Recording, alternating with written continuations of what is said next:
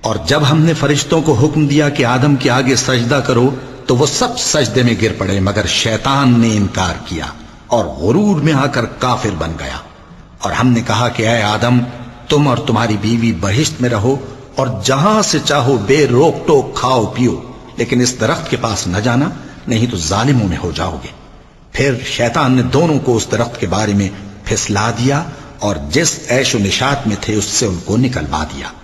تب ہم نے حکم دیا کہ بہشت بری سے چلے جاؤ، تم ایک دوسرے کے دشمن ہو، اور تمہارے لیے زمین میں ایک وقت تک ٹھکانہ اور معاش مقرر کر دیا گیا ہے۔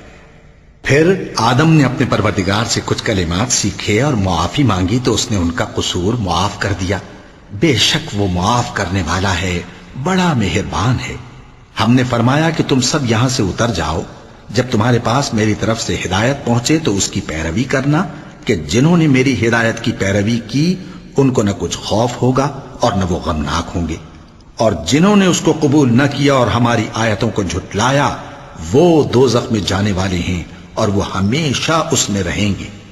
اے آل یعقوب، میرے وہ احسان یاد کرو جو میں نے تم پر کیے تھے اور اس اقرار کو پورا کرو جو تم نے مجھ سے کیا تھا۔ میں اس اقرار کو پورا کروں گا جو میں نے تم سے کیا تھا، اور مجھی سے ڈرتے رہو۔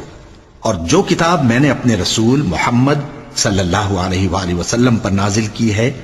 جو تمہاری کتاب یعنی تورات کو سچا کہتی ہے، اس پر ایمان لاؤ اور اس سے منکر اول نہ بنو، اور میری آیتوں میں تحریف کر کے ان کے بدلے تھوڑی سی قیمت یعنی دنیاوی منفعت نہ حاصل کرو،